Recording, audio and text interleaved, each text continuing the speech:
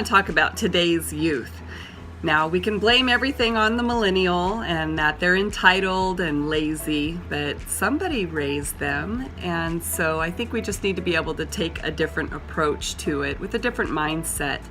I know that when I worked as a laborer during the summers, I had no intention of staying in construction, but it was the experience that I had when I was in construction, being prideful of my work. My dad, again, was an owner-operator, so I ran guineas for him in the summer, and then I worked for several other construction companies. It was good money for me to be able to work through the summer and pay for my school, so it was a good opportunity for me. And I think that if we present it to students as giving them a skill set that they can always fall back on. And once they get into it and really feel the pride that it is when you step back and look to see what you have accomplished, that it might be an industry that they just decide they want to stay in. And so with that mindset, I think that we can change the lives of a lot of people, but there's a couple individuals for sure that construction is changing the life of. And so I want you to just listen to a couple of individuals who have found that construction has become their passion. And I think that if we offer more opportunities for internships, mentorships for some of our younger generation, that we're going to be able to meet this demand in the construction industry. So let's talk to these guys and find out what their feelings are about construction.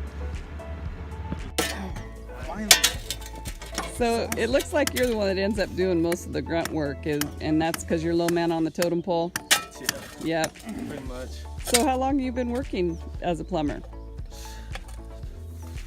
5-6 months. 5-6 months? You got to deduct all the times you called in sick. Deduct So all the more times? Like 3 months. More like four and 3/4 of a month. 4 3/4 after all the sick time?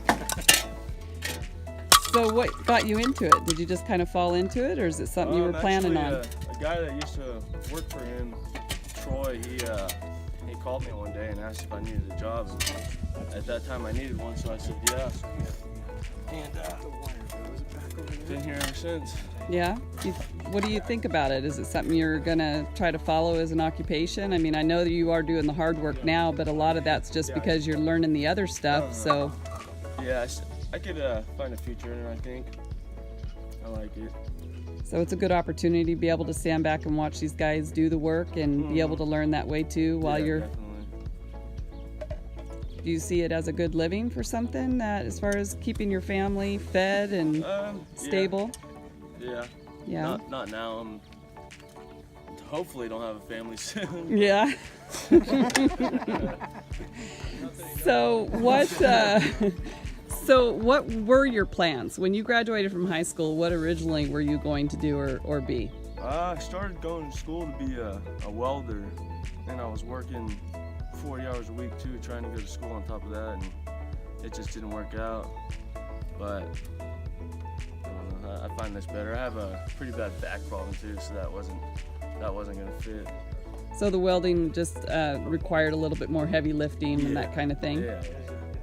So is the money comparable for this to what a welder might make? Not really, but it's not as brutal either, so I don't know.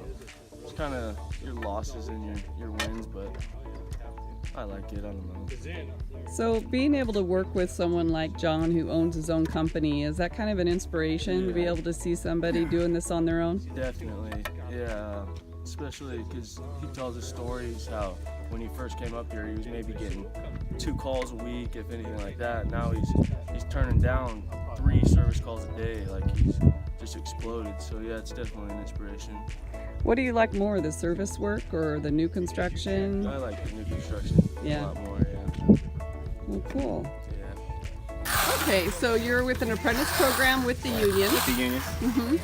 Do 3 years, 3-year program. And so you're finished with that program now? Yes. And what kind of value did that bring to your ability to be able to do these kind of jobs? Gave me a sense of, it gave me basics on the books and how to read hubs, just basic knowledge. Did you learn how to print read and?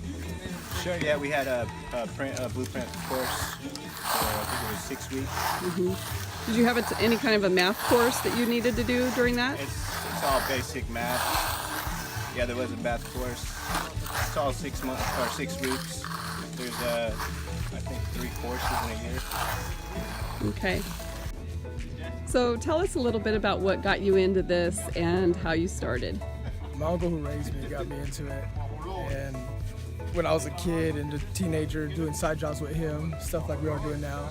And then I graduated high school, went to college, and I was never into being inside anyways. I was always like being outside. So he was like, all right, if you're not gonna go to school, you gotta get a job. And got a job, got a taste of the money, liked it, and always stuck with it. So I'm here now 10 years later. So.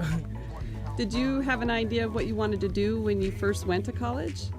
Not really. I was taking general ed and stuff like that, still trying to figure it out. I was into sports, so I was trying to do stuff like athletic trainer, or sports science and stuff like that.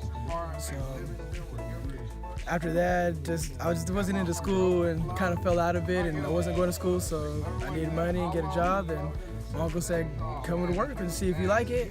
And I liked it and stuck with it, and it gave me good, to like put things in priorities come first and pay your bills and have all that stuff. So it helped out. It made me grow up, mature a lot. So It's hard work though. it's very laborious, very physical. Especially if you can't handle the climates, the weather conditions, and all that, and if you have a lot of feelings, you don't want to be out here.